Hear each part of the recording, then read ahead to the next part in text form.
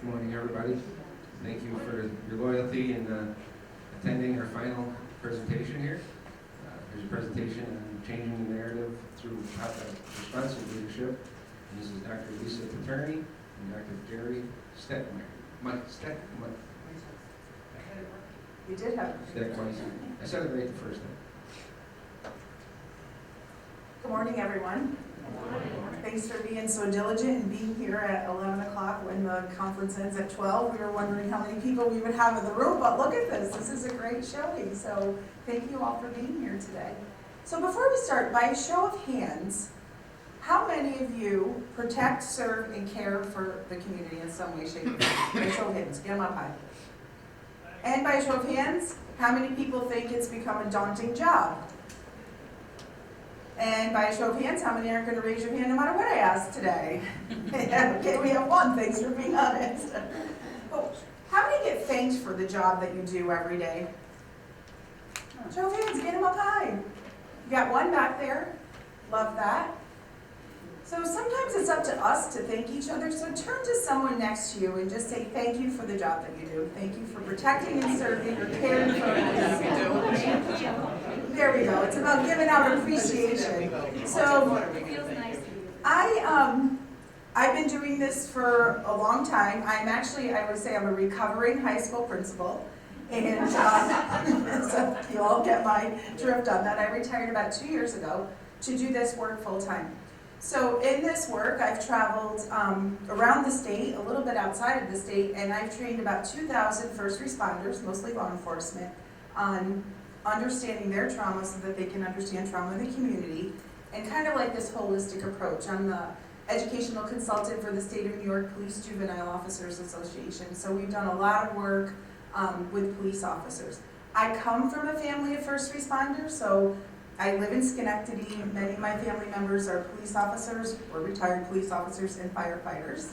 And so I see firsthand the effects of this job and what it can do to folks. So for some reason, I was called to do this work, and it's been an amazing experience. We've had a great time, and in the process, I've met Jerry. Jerry is retired out of Westchester, so I'm gonna just... I retired with 25 years. I'm also in the Army Reserves and Lieutenant Colonel. I got into teaching officer wellness and resiliency about 10 years ago, and that's something I'm looking forward to continue to do. Met Lisa, we realized that there's a lot of common ground here, and glad to be able to stay here and change the narrative. I'm really glad that a lot of you decided to stay here, and you could have gotten an early start on your way home. I don't know if I would have been here. I had, so thank you for your diligence. So police reform starts with officer wellness, and officer wellness starts with changing the narrative, and that's Dr. Jerry Steckmeister. So when I met him down in Westchester, this is where all of this has come from, like tying in together. You can't show up and be your best self if you don't go inside and do that inside work. So that's where this all has come together, and this project is really about a holistic approach. You've probably heard a lot of presentations on officer wellness. You've probably heard some on police reform, community policing. I think where the disconnect is a lot of people realize they're one and the same. They're two sides of the same coin. We're sending officers out there with high stress. I believe the average officer sees 188 critical incidents in a 20 or 25 year career versus 1 or 2 in a lifetime for the average civilian. So that's 90 to 100 times more in 1/4 of the time. And what does that lead to? Poor judgment, anger issues, frustration, bad judgment. So what happens is we have these cops seeing 100 times more critical incidents, and that's affecting their behavior. They're making bad judgments, they're making bad decisions, they're irritable, they're angry, and that affects the community, right? Community perceptions now affects their behavior and their attitudes towards law enforcement. And if you attended the one class on mental health, that's one of the stressors for cops is the anti-police in the community. So it becomes a full circle. And then that cycle just keeps repeating and repeating and repeating. When I was a kid, we used to have a above ground round pool. And my sister and I, we would go in one direction really, really fast and just keep going, and it creates a whirlpool.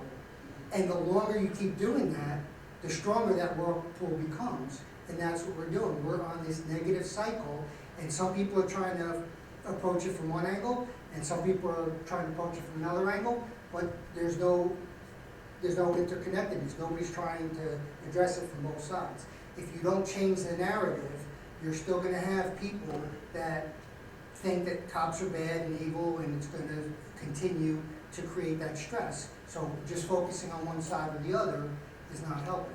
And on the other point, if you have those people that are just looking at police reform, and they're not examining the officer wellness side, they just think that cops are bad when they see this. They don't understand why this is happening. So you'll get people that come out, and when I was at the FBI National Academy, we actually had a speaker come in and say that things like, it's institutional racism and cops are bad, and even that policing in America started from slave patrols. Because that's what these people believe, because they're not looking at the big picture. Anybody hear that before, that policing, yeah? So, policing in America actually invented time travel, because the first sheriff's department was made in 1641, and the first slave patrol started in 1705. So that cannot be possible unless time travel is in it. So we're having these people come in and tell a false narrative, and that's affecting our cops. We got to get ahead of the story and try to change that narrative. Yeah, one of the things that we teach, we took the SRO program, School Resource Officer program, and what we did is we built a Community Resource Officer program. So I was originally pulled into the State of New York Police Juvenile Officers Association because I was one of those administrators who worked with the cops. Like we partnered, we did great things in our community. So they pulled me in and had me start teaching for them, and now we've actually created this Community Resource Officer program where we're about building those bridges in the community and using some of those same principles that we do with school resource officers.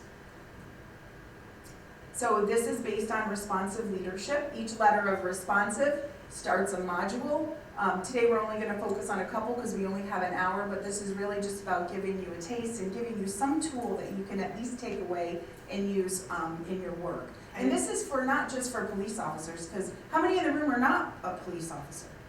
Yeah, we probably have some people in the room that are caseworkers, right?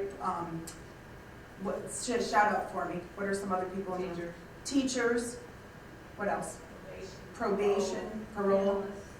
Analysts. Right now I'm working, I'm using this with the child welfare workers in one local municipality, and it's been very, very well received. So this can be applied to teachers. I've done this work with teachers. I've done it with students, so it really can be applied anywhere. So as we go through that, look through that lens. And leadership is about influence, it's not about rank. So if you influence others, you're a leader. You could be a peer support officer, you could be the subject matter expert of a certain area, or as cops or community response people, you go out and influence the community. So you do not need to hold rank in order for this to be relevant. So these are the, I'm not going to go through all of them, but today we're going to focus on remove the clay, events happen, and I am important. So again, this is a holistic approach to enhancing individual well-being and emotional resilience, fostering a culture of empathy and teamwork. It's how do we come together to do this work? Because it's going to take the whole community to make this world better. Because right now, this world's a little broken, and it's going to take all of us to bring it back to center. Encouraging continuous personal and professional development, and responsive leadership comes from a book that I'm writing with the Associate Athletic Director of West Point, and it's really about having to lead yourself before you can lead others. And changing the narrative. Again, Jerry talked a little bit about the narrative, but there's a lot to this about the narrative. So, if you're in law enforcement, how much, Jerry, do you have your badge with you? Did you take that out?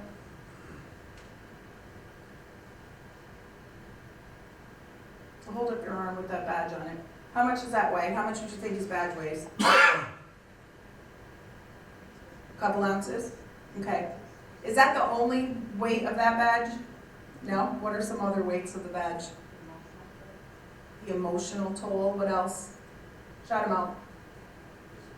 Physical toll.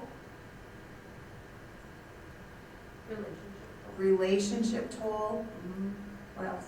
Emotional. Say it again. Emotional. Emotional. Yeah. People treat you differently. Every time you go to a party and somebody finds out you're a cop, oh, well, this one time I was pulled over and did that cop do the right thing? And So the weight of the badge, the wellness piece, negative images of policing, school and mass shootings, morale, calls for police reform, the narrative. Are the cops the only ones that have a weight on them? Yes or no? No. I think of the weight of the principalship. Like my biggest fear walking into that building every day was some wacko gonna come in with a gun and hurt one of my students, one of my babies. Yeah, that was a toll. My teachers were scared, walking in fear, not even including all the other stuff we had to worry about. So yeah, if you're a caseworker, you have a weight too that you carry. If you're a parole officer, we all carry a weight with us. So we have to work on how do we help lift that back up. So when we talk about the narrative, what is the narrative? Well, it's the stories we tell ourselves, right? How many tell ourselves stories? Raise your hand, show of hands. Yeah. You know, we think 60,000 thoughts a day. What percentage are negative? 80. 80% are negative. I'm going to give you my own little experience. Yesterday I was in the hospital with my mother. St. Peter's, God bless them, they're amazing. So they say we're going to take her down for an ultrasound. We might do some other testing on her too, but we're taking her down for an ultrasound. Okay, so my daughter says to me about an hour later, geez, Graham's been gone a long time. I'm like, yeah, I know. All of a sudden I hear saying, I forgot what it was called, trauma team to CAT scan, trauma team. So what do you think I thought? I literally thought it was my mother. I went into that downstairs brain, I had all the trauma responses happening to me, and because that was the story I was telling myself. Thank God it wasn't my mother, but that's what we do. So the stories we tell ourselves about others. Do we make judgments about people? Yeah, we do. Stories others tell about us. One of the, when I was doing, I did my doctorate at Sage College, it was in leadership, and there was a lot of people that were in the room that were superintendents. I was not a superintendent at the time, I was an assistant principal at the time, and there was a woman in the class that wasn't even in, like public school education. So people looked down at her originally, to begin with. So of course I was always in the group with her, and she was always disheveled, whatever. So we had to write our lit review, which is, if you've ever written a dissertation, that's one of the worst things the hardest things ever. So we all come in and the professor has us all sitting around, she's like, you're a superintendent? Well, you're a terrible writer. And you used to teach writing? Well, I don't know how you taught it, and everyone was just like, there's one person in this room that knows how to write a dissertation, and they're gonna teach the class today. So everyone's looking around, like, who is that person? Next thing you know, here comes this woman, she's all disheveled, she's got her sweater half on, half off of her, she's got cat hair on her, like she's like, I'm sorry, I'm late, I know I have to teach the class today. Mic drop. Like, you could have heard a pin drop in that room. So I'm texting my other friend, I'm like, don't judge a book by its cover. So at the end of the class, they're all waiting for the professor, and I'm like, I'm not standing in this line. So she says to me, Lise, do you want me to help you? I'm like, yeah, definitely. You're clearly the best writer in here, yes. So we go into this room, she goes, first thing you need to do is you need to look up the CFD theory. I'm like, okay, what's that? She's like, you've never heard of that? I'm like, no, what is that? She goes, come on. So I get on my computer, she's like, are you serious? She goes, it's calm down. So I'm like, okay, the CFD theory, I always will remember the CFD theory. But the point of that story is, don't judge a book by its cover. And then the stories others tell about us. So when you went to your academy or basic training, whatever your initial course was, how many of you were given some kind of tactical tools, either physical or actual tools, right? They gave you the ability to handle kind of the tactical situations that you were going to go into. Maybe some verbal judo, maybe a baton, something to help you get through the day. How many of you were given some kind of emotional tools in the academy? How to handle mental and stress that you really get day in, day out. Starting to change now. Now they get 16 hours, but back when most of us went through, we didn't get any. And I don't think corrections has anything mandated right now. I'm not sure about probation. I think it's just specifically for law enforcement officers, and that's a very recent thing. And the same thing if you're a teacher. Do you get emotional tools on how to handle those little children that come up and tell you that they've been abused? We actually work in the docs department, or it teaches in the docs setting. So, nope, no emotional tools here. Yeah, so today is gonna be about some of those emotional tools. We are gonna give you a few tools that you can take away with you today. All right, so here are some goals. Hopefully, each and every one of you learned something that you didn't know, and a takeaway that you can actually use and apply in your day-to-day job, and hopefully have fun.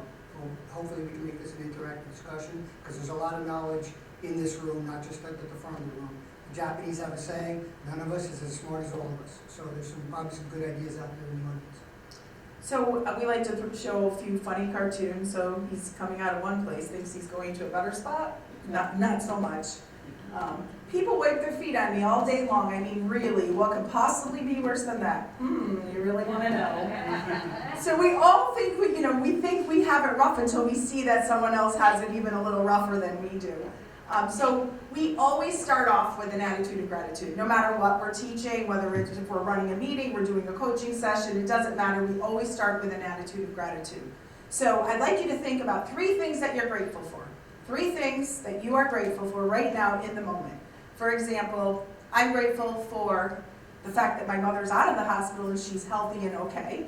I'm grateful for my family and friends, and I'm grateful to be here today to do this work with all of you. So what I'm going to ask you to do now is to stand up, because this is about networking too, making those connections. I know I see some eyeballs. Oh no, we have to stand up?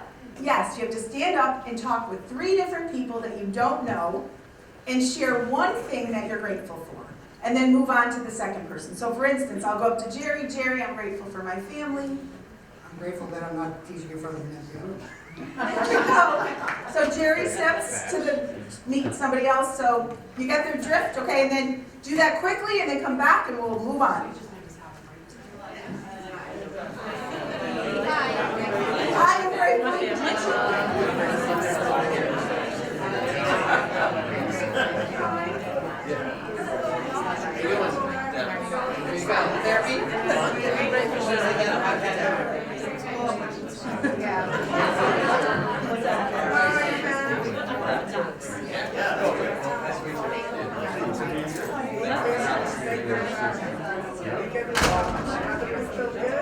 Now you should find your 3rd person and then head back to your seat.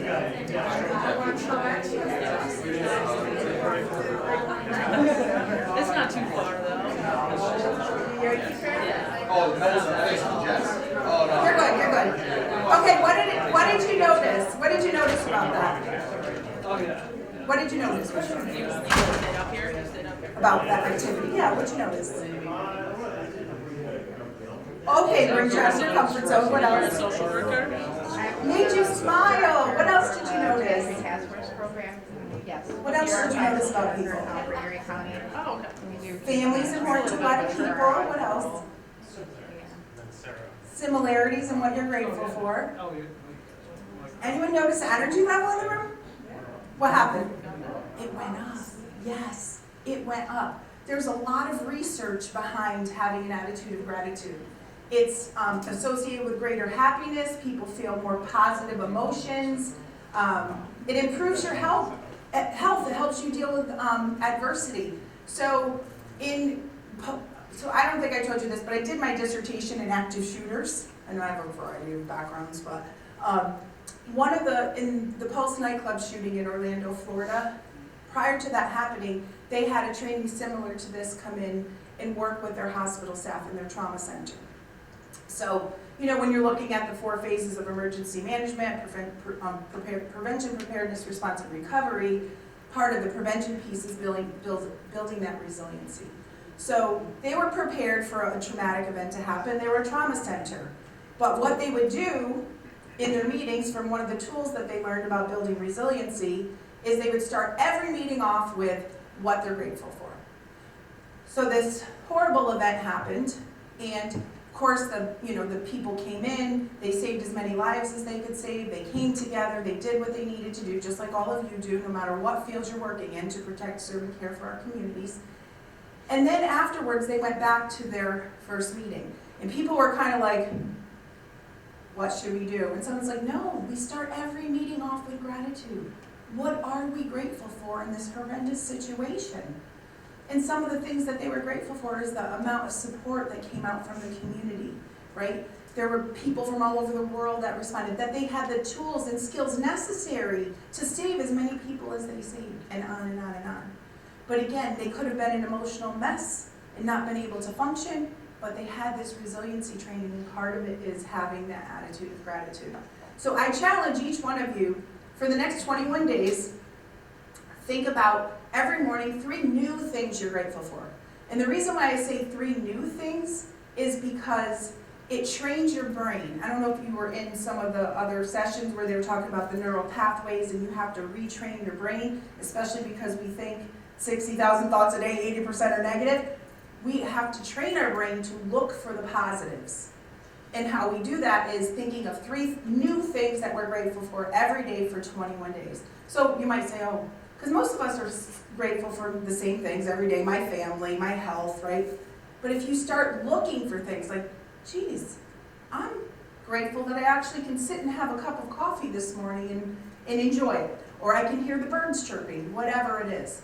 But it really helps to retrain your brain. And the research shows that your brain at positive is 31% more effective than it is at neutral, negative, or stressed. And the day that you're having trouble thinking of something, that's the day you need it most.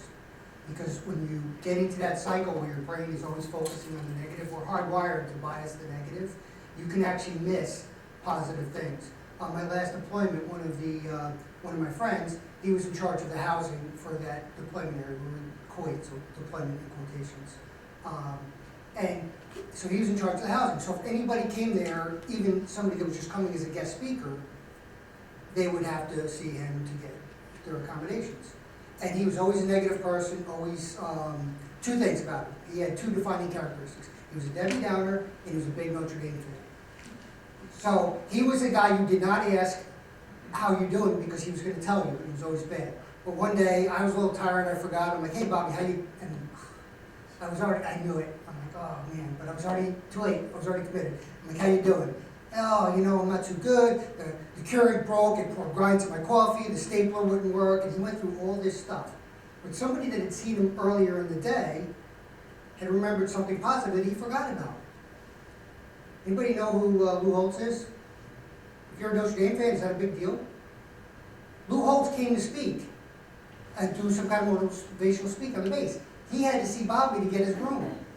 He met his childhood idol and forgot about it because the Keurig spilled coffee grinds in his coffee and the stapler was jammed and all kinds of little nonsense, because that's the way your brain works, especially when you're in a negative state. And when you allow that to keep getting reinforced, it's like that pool. It gets stronger and stronger. The longer you do that, the harder it is to reverse that. So the day you can't think of anything, that's the day you really need to think.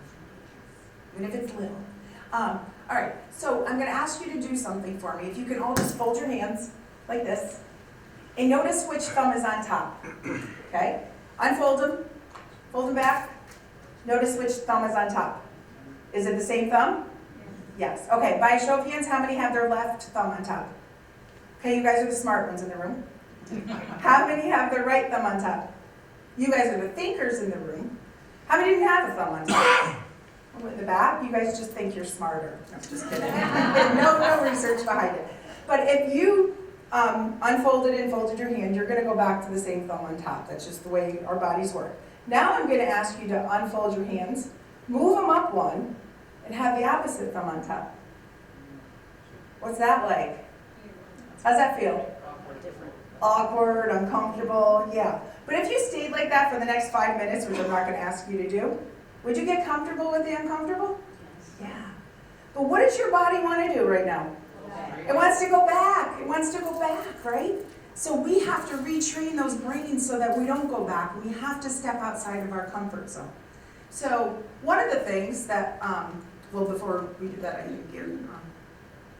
So one of the things that make us uncomfortable is talking about what? What's that F word that we are uncomfortable talking about most of the time?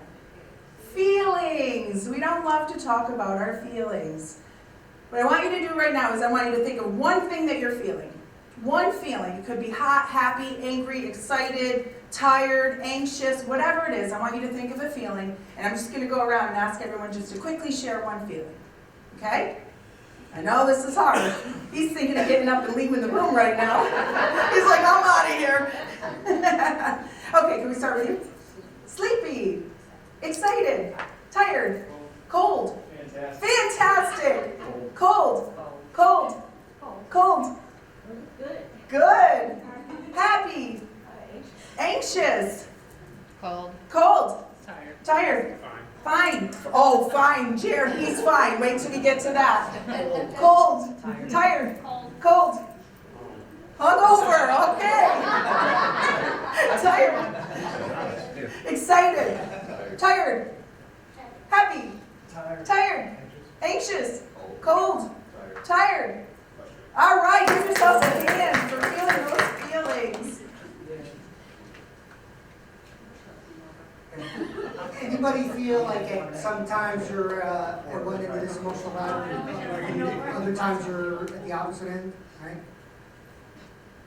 Psychologically, we're more likely to be in that hate, anger when we're deep in our amygdala, because that's the fight or flight system. Whereas we're in our cortex normally when we're happy, joy, or gratitude. How often do we want to be at that bottom rung of that ladder? Is there ever a situation where we're going to be on the bottom rung of that ladder? No. Yes, when you are in the fight of your life, because that's going to give you that superhuman strength. Anybody have kids and try to wrestle with a toddler when they have that temper tantrum? That 5-year-old super, like this thing weighs 12 pounds. How can it be this strong? It's because it's pumping out all of these hormones. So yes, if I'm in the fight of my life, I want to be down there, and that's it. What about all the way at the top? Is there times that we don't want to be all the way at the top? What, like when? Like if I'm doing a car stop, right? Do I want to be, everybody's wonderful, right? I don't want to be down at the bottom, but I want to be somewhere in the middle, and I want to be able to go up and down. In the mental health for law enforcement, they said that, I think it was 64% said that at one point their perception, their attitude made them, gave them a diminished situational awareness. That's because they were up too high for that situation. But 51% said that mental preparation allowed them to adjust. So that means at least 15% were in an area where they were too high, but their mental preparation allowed them to slide down. So we want to be able to be in the right brain for the situation, but we want to be able to move and adjust because those situations move and adjust. Think about your amygdala and your cortex. You all remember the cartoons where the guy had an angel and a devil on his shoulder, and they're both giving advice. One's not good, one's not necessarily bad. They're both giving advice from different perspectives. Your amygdala is there to find and detect threats, but it's going to bias towards threat. So it's going to say, look, there's a threat right there. And your cortex is going to say, that's a 70-year-old grandma in a wheelchair. I don't think so, right? But if you let your amygdala run the show, it's like letting your 5-year-old drive your car. It's not the right tool for that job. And your amygdala is always going to focus on a threat and how am I going to get out. It's focused on survival. So in the short term, your amygdala is very quickly going to give you an answer that will benefit for the short term, but probably not going to give you long-term results that are positive. Your cortex takes more time. It's going to give you good decisions for the long term, but if you're in a life and death situation, it's going to come to that conclusion and it's too late. So we need to be able to slide up and down this ladder, but we don't want to stay down in the basement because that's going to make us do rash, impulsive decisions. It's going to we're not going to be able to do a good cost-benefit analysis. We're more likely to act in anger. The amygdala handles survival very well, and it handles 4 things. Some scientists call them 4 Fs. Fight, flight, food, and reproduction. The 4 Fs. Very, very, very consistently, and it handles those very well. Instantly. Everything else is handled by the cortex, but it takes a little bit longer. So if I'm in that fight or flight mode, can I do de-escalation? That's not one of the 4 Fs, right? What about coming up with a unique and innovative solution? No, you're going to fall back to patterns that have served you well in the past. You're not going to try to find a new situation. So what if you're in a situation that is new? You're going to go back to something that worked in a different situation, and you're going to apply the wrong tool to the wrong task. Your body's wanting to go back. And emotions are neither good nor bad, right? So when we think of emotions, we think of anger, hate, rage. Those are bad, but they're not. They're neutral. Emotions, emotion, energy and motion. They're supposed to flow through us. But what happens? What do we do with these emotions? Especially when we see the things our bodies and our minds shouldn't see. What do we do with those emotions? We shove them down. And when do they show up? At the worst times, at the most inopportune times. And emotions that you might have stuffed down 3 years ago, do you think they're still down there? Yes, you haven't processed them. So being, Dr. Dan Siegel, who was referenced this morning in this morning session, he talks about name it to tame it. And you can go online and look up some of his videos. He does a really good job with explaining it and explaining it to children and understanding not just your trauma, but the trauma of the children and the families that you work with and the community that you work with. So being able to name it to tame it. So in order to tame that emotion, you have to first be able to name it. Another important thing is that what do we do historically? How do we resolve our trauma? Anybody heard of the 44 shift? Right? You work 4 p.m. to midnight, you go out to the bar afterwards, you drink till 4 o'clock, and then you go home. We used to think that, right, what's a drink called? The nightcap, right? So it's going to get me to sleep well. Well, alcohol gives us good quantity of sleep, but not good quality. It suppresses REM sleep, and that's when your brain takes that traumatic experience and it disassociates it from the emotion. If you're sedated and not sleeping, so you're taking booze or over-the-counter sleep medication, your brain's not processing that and disassociating it from the emotion. You are exponentially more likely to develop PTSD if you drank after a traumatic incident. So what I always tell guys, let's say you're going to execute a search warrant. You kick open the door, nothing bad happens, you find everything you want, you get your picture in the paper, everybody's happy, right? Quad tricking that. Yeah, celebrate. Yeah, fine. What about you kick in the door and everything's gone already, nothing's in there? Let's go drink it because we don't have to do any paperwork, right? You kick open that door and bullets start flying, go home, drink a glass of water, and go to sleep. So I'm going to ask you to do a little experiment with me here. So I'm going to ask you to look around the room and notice everything around the room that you see that's red. Everything around the room that's red. I have to look in the back, look around, see what's red. And in a second, I'm going to ask you to close your eyes and keep them closed. And I'm going to ask you to shout out all the things that you saw around the room that were red. So is everybody ready? You have a good selection of things that you saw that were red? Yes? I like response. Come on. Yes. Responsive. All right. So close your eyes. And I want you to shout out all the things you saw in the room that were green. Carpet. Carpet? Chairs. Chairs. Lines on the board. Okay. T-shirts. Okay. Thank you. Keep them closed. Now I want you to shout out all the things that you saw that were red. Fire alarm. Exit signs. Fire alarm. Pocketbook. My hair. Sound there. Thing on the camera. Okay, so if you don't open your eyes, thank you. Did you see more green than red, or more red than green? What'd you see? More red than green, why? Because I framed you for that, right?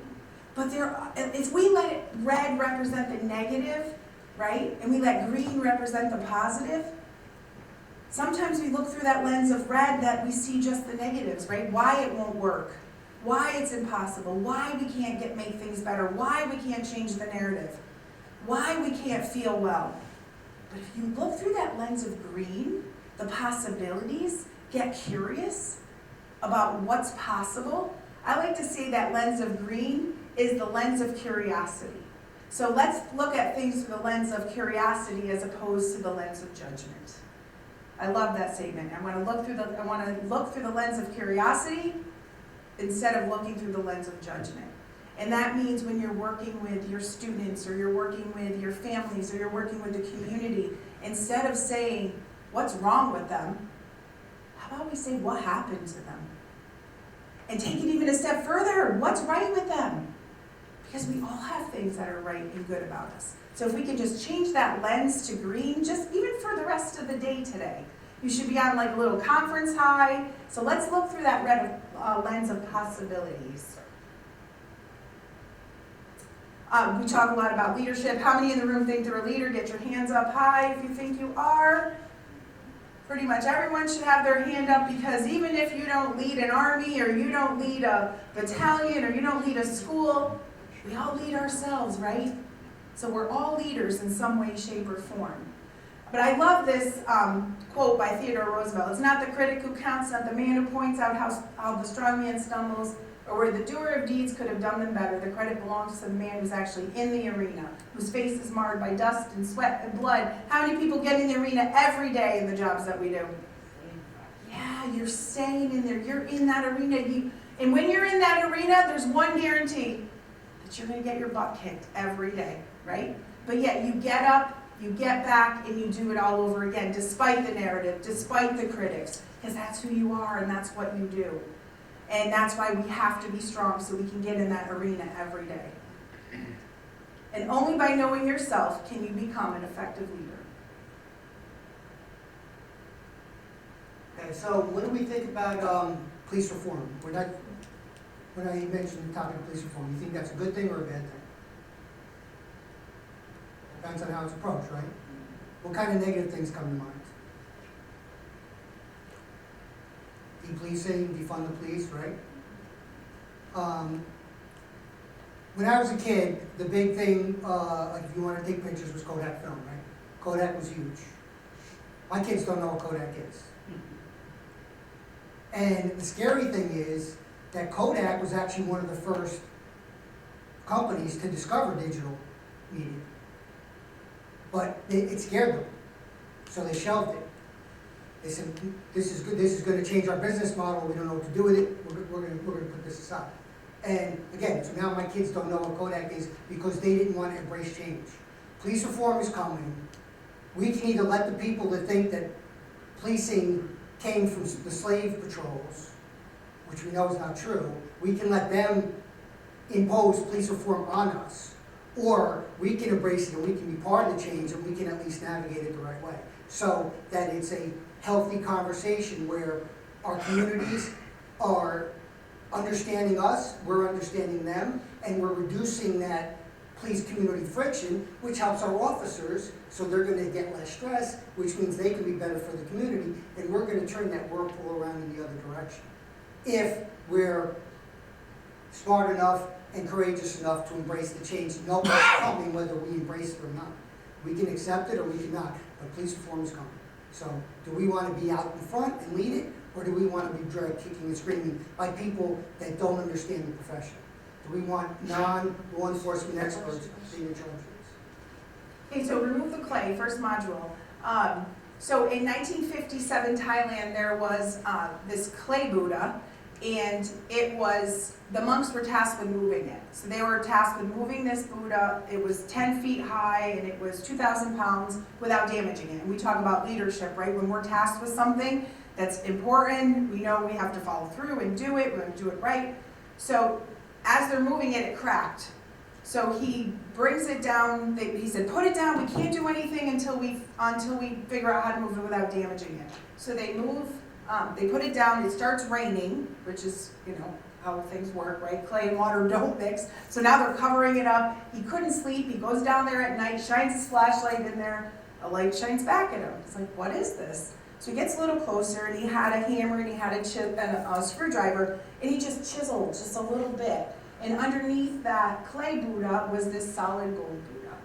And what happened was, 200 years earlier, when the Burmese were attacking Thailand, the monks knew they were coming, so they quick covered their masterpiece here with clay so that they wouldn't take it. But they all got killed, so no one knew that it was there until 200 years later.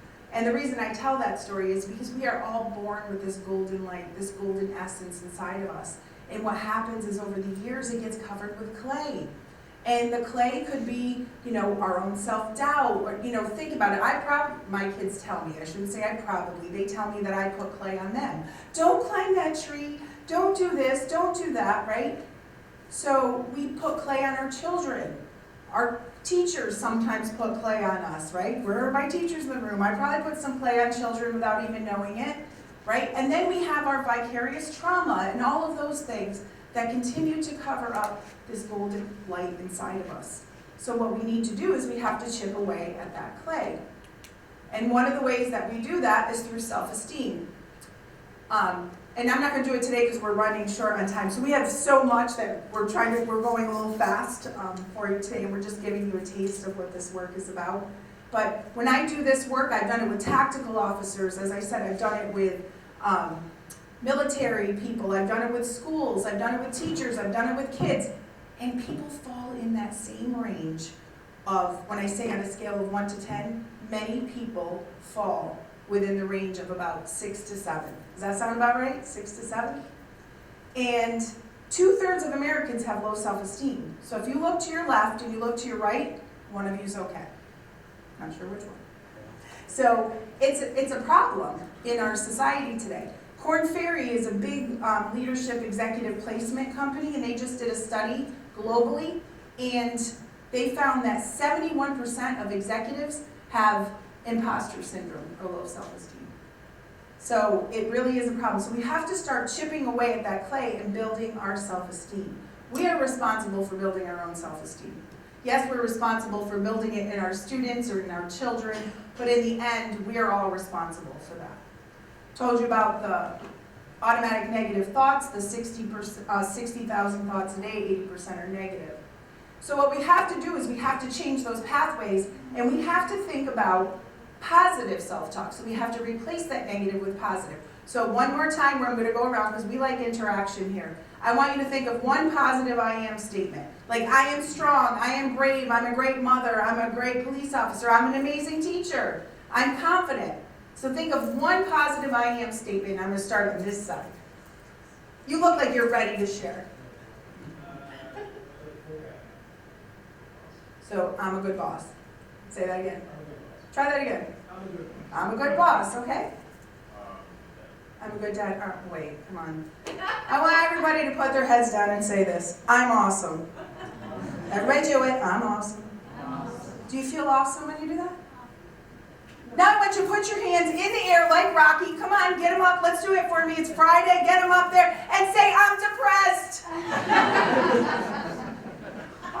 Is it about body language? Yeah, feel it. Come on, you want to feel it. I am what? Good dad. I'm a good dad, yes. I'm talented. I'm tenacious. I'm smart. Professional. A good dad. Hard worker. A good cop. A good friend. A good mom. A good mom. Fabulous teacher. I'm a great father. A great father. I'm resilient. Resilient. A great friend. A great friend. Hard worker. Hard worker. Great husband. Great husband. A good mom. Great friend. Great friend. A genuine person. Oh, a genuine person. A great negotiator. I'm a great negotiator. I'm a caring person. I'm a caring person. I'm a good dad. Right now. Yeah. Oh, come on. Good person. I'm a good person. He was ready to put his hands in the air like Rocky. Great dad. I'm a great dad. I'm kind. I'm courageous. I'm Learning patience. All right, give yourselves a hand. Good job with that. So positive self-talk. That's a tool that you can take away with you. So tomorrow morning when you wake up and you want to look in the mirror and say, oh, I'm old today, change that around. Changing the narrative, stories others tell about us and stories we tell ourselves about others. That's the work we have to continue to do. We're not going to do that today. Events happen. So VUCA, anyone heard that term VUCA before? What does it mean? I don't remember what the stands for, but about organized. Okay, so this was a term that was coined by the United States Army, and it stands for volatile, uncertain, complex, and ambiguous. By a show of hands, how many people think we live in a VUCA environment? Yes or no? Yep, get them up. Yeah. I just read a report by the FBI, 2023. There were 44 active shooter incidences in the United States, an increase of 60% from 2019. Like places that we once thought were safe are becoming unsafe. So yeah, we live in a VUCA environment. We can go on and on about that, but we're not going to. So we agree we live in a VUCA environment. So what we do as leaders, we have to show up. So, tell me your name. Zadora. Zadora, if I gave you an orange and I asked you to squeeze it, what will come out of it? Juice. What kind of juice? Orange juice. Not apple juice? Why? Because it's an orange, and what's inside that orange comes out when it gets squeezed. What comes out of you when you get squeezed? All right, we're going to keep that on. You know, I worked in a high school and I worked with cops. I get where you're going with it, but what's going to come out of that is going to be what's inside. That's why we have to do the inside work, especially when we're in jobs where we get squeezed. And how do we do that? We take 100% responsibility for your life. So you say 100% responsibility. I'm not responsible for my boss's bad mood or, no, you're not. But what you are responsible for is how you respond. Yes, how you respond. Because when we're not getting the outcomes in life that we want, what do we tend to do? Blame? What else? Get angry? Complain. One more. Beat ourselves up. But the third one is make excuses. We tend to blame, complain, and make excuses. But if we take 100% responsibility for our life works better. How many want life to work better? Show of hands. Yeah. So I'm going to teach you this little formula where you're going to get life to work better by taking 100% responsibility for your life. I also want to say you are 100% in a relationship. You're 100% responsible for 50% of the relationship. No, you're not. Go I ahead. don't agree. You don't agree? Okay, that's. I think you're responsible for 100% because again, it's how you respond. Well, it is how you respond, but you can only control 50% of it. You're right about how that you can respond. You can only control how you respond. That's going to tie into the formula. So E plus R equals O. So an event happens, plus your response equals the outcome. You can't control the event, right? But what can you control? How you respond. That's where the power is. It's in your response. And that's going to determine the outcome, right? So you don't want to give your power away to others. You want to control how you respond. In a longer workshop, we would go way into this, how to do that. One of the things we teach is to take a tactical pause. So that space in between the event and the response, if you could just take a moment and pause. Take a breath if you can. In some situations you can't. But when you can think about how you want to respond, because you are first what? First responders. You're not first reactors. You're first reactors. Thus the title, Responsive Leadership. It's really based on responding to events and not being reactive. Permission granted. Permission granted to take care of yourself. You are 100% responsible to take care of yourself, because when you take care of yourself and you show up as your best self, are you going to be better able to be a first responder? Whether you're a teacher, a nurse, it doesn't matter, right? Being responsive is key. That's actually, I did my research on help-seeking behavior in law enforcement officers, and a lot of cops don't want to get help because they're the ones that they're the ones that get called for help.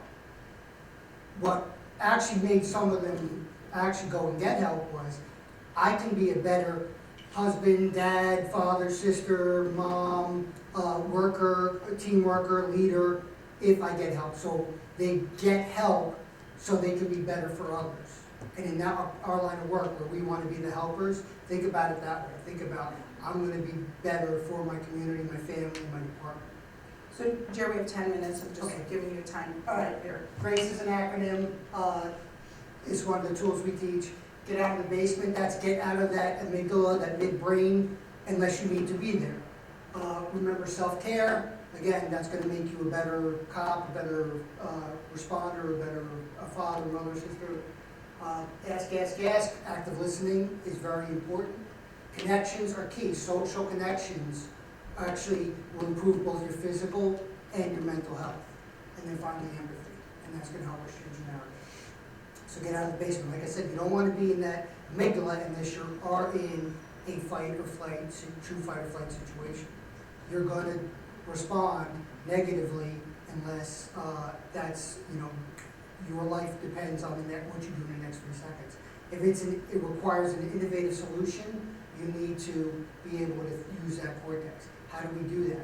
Well, the nice thing about gratitude is a powerful tool because number one, it's not part of the 4 Fs. So it's going to force us to use that cortex. And number two, it's about positive thinking, so it gets us out of that negative loop. So gratitude actually works through 2 mechanisms to do that. I do the gratitude thing at dinner time with my family because that also helps. So now I'm added the 3rd dimension, social connection. And the reason we say get out of the basement, because you're in your downstairs brain. When you're in that emotional brain, we like to call it the downstairs brain, and we learned that from Dr. Dan Siegel. Do you want to go back to that? Yep. So basically, you have 3 parts of your brain/nervous system. You have your actual nervous system, which is your spine and your base, which is instantaneous. There's no decision making. You touch the stove, before you even think about it, your hand pulls you up. Now, when everything's working, you can override this with a higher level system. So if there's a reason, like let's just say that hot piece of metal is burning your kid and you want to get it out off of them, you can force yourself to not let go. You can also control your breathing, right? If you don't think about your breathing, it's going to happen. But you're going into a chemical environment and you don't have a gas mask or anything like that, you can tell your brain can tell your nervous system, stop breathing. Then you have your midbrain, some people call it the lizard brain. Lizards don't have a huge cortex, most of their things are in the fight, flight type mechanism. It's almost like a computer program. It's a very simple computer program, but it will make you do stuff that's counterintuitive. My middle child has a little lizard. It's about that big, no teeth. And when she lays eggs, her brain teaches her she needs to go into protective mode.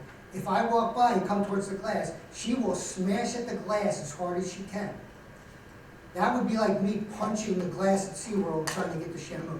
Number one, I'm never going to break through that glass. And if I do, Shamu, I'm not even going to snack the Shamu. I'm going to stuff between his teeth, right? There's nothing good that's going to happen, but the brain, the midbrain, is only running a program. There are some scientists that actually believe we don't have free will. They say that all of your experiences, your education, your training, and your mood, where you are on that emotional ladder, is going to come up with a decision that you have no control over. I don't believe that. But I do believe that where you are on that emotional ladder is going to make it whether it's more likely that you do something good or something bad. So this is a tool for you. This is one tool, it's called combat breathing, seal breathing, box breathing. Anybody ever heard of this? This is a very good tool when you're going to a call when you don't want to get too high up. But it's very important to understand mechanism. Anybody know why this works? So we typically overbreathe. And we over chest breathe. Why do we do that? Several reasons. Number one, you put your vest on, it's tight down here, right?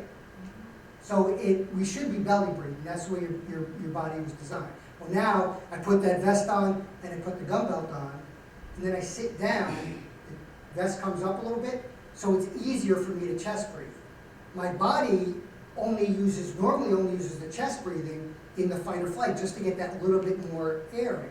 So now it says, oh, we're chest breathing, we must be in fight or flight. So it reinforces that amygdala. And we breathe a lot more on the inhale than we do on the exhale, which activates that amygdala, that sympathetic nervous system. This helps us balance it. because now we're having our exhale and our inhale be the same length. The reason I'm telling you why this works is because there's another tool you can use and actually slow down the exhale. So you breathe in for 4 and you breathe out for 6. And this will bring you down even more. Why don't we want to do that when we're going to a call? We're going to responding to an emergency. Because we don't want to get too high on that emotional level. We still want to be able to get back down to that fight or flight. So on the way to the call, you want to do this box breathing. After you get back, you go to the locker room or you go home, you're someplace safe, and your heart rate's still up, you can actually slow it down, your exhale. And the way you can do that is you inhale real deep through your nose or through your mouth, and when you're exhaling, do it like you're doing it through a straw, so it forces you to, because you're only going to exhale the amount of air that you inhale. So eventually, if you're inhaling for 4 and you're exhaling for 6, you're going to run out of air. But if you force it through a small opening, you're drawing that out, and that's helping bring your body way back the other way, and that'll bring your heart rate and your blood pressure down quicker. But again, you want to use the right tool for the right job. And in a longer workshop, we would practice these tools, 5 minutes here. We would practice them, but you can go online and you can look up box breathing. It was designed by Mark Levine, who was a Navy SEAL. So, and practice that when you're not in that flight, fight, or freeze mode. I think is important. Remember self-care. It's not against you, it's for me.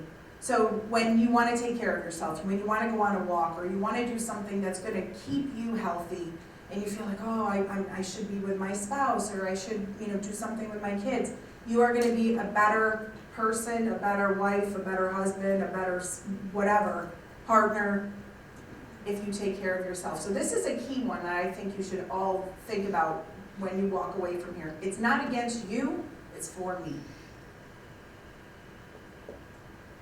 Sleep hygiene is huge because that, again, is going to reinforce. Your body thinks it's in a traumatic situation when you're not sleeping. It thinks it's in a continuous fight or flight. So you're going to make worse decisions, you're going to interpret things as a threat, and you're going to basically just stay in that basement brain. Who do you think, in a shoot-no-shoot scenario, who do you think is going to be better? All other things being equal, a cop or a civilian? You put them in front of a simulator and you flash up a picture. Who's gonna pick out the bad guy more often and pick out the innocent guy more often? Think a cop or a civilian? Why? Training. Why else? Experience. Experience, right? I've had everybody try to kill me, right? No race has a monopoly on hating me because of the badge I wore, right? White, black, male, female, there is no group on this earth that has not tried to kill me in the 25 years that I've been working. So I understand that anybody can be a threat. I've also had people of every race, color, creed, gender, and national origin help me out in a bad situation. So I understand that. Where cops end up making mistakes in the shoot, don't shoot, is under high stress, high long-term stress, or sleep deprivation. You gotta get your sleep under control. Number one, again, alcohol. Alcohol puts you in sedation, not sleep. Number two, sleep hygiene, right? You want to make sure that you're winding down towards the end of the day. Stress is not good or bad, it's how we react to stress. You want to try as much as you can control to have most of your stress earlier in the day and wind down at night. So if you're going to work out, the earlier you work out, the better, especially if it's like an easy jog. Not a problem if you do that, or going for a walk after dinner, not a bad thing. You're going to do a high-intensity interval workout, do that as early in the day as you can. So we're going to just end on this one, ask, meaning ask for what you need. Because, we talked about the stigma, about asking for help and asking what you need for what you need. So when someone asks you, how are you doing? Who said fine back there? Someone back there said fine, right? So I always tell the first responders that I work with, and in fact, my cousin is a first responder, and he's going through a little difficulty right now, and he texts me, I do a wellness check on him a couple times a day. How are you doing? He says fine. I'm like, okay, when you tell me fine, this is what I hear. That's what I hear when you tell me you're fine. So, really ask for help. People want to give you help. We appreciate the work all of you do in the community service field, whether you're a cop or a teacher or a caseworker. And it's important to take care of yourself. And I think Jerry and I have both experienced that in our career. And that's why we are out here doing this work, because we believe in it, and we believe that you should all be taken care of, and you should all be appreciated, because you're all working hard to make the world a little bit better. It's also very important how you ask. If everybody in this room was involved in a critical incident, and I said, you don't need anything, do you? What are you gonna say? Because I already it's a leading question, right? How about if I say, do you need anything? What are you probably gonna say? No. How about if I say, that was a traumatic experience, I know there's no way that didn't mess you up. What do you need? Who's more likely to tell me what they need? Just all I did was change the word, right? Think about that. Think about the way you process information. Let them know, because that first one, it sounded like I didn't want an answer, right? You're good, right? I wanted to make it look like I cared, but I really didn't. Whereas towards the end, now I'm like, hey, what do you need? What do you need? What kind of help do you need? So here's our contact information. Disregard the QR code.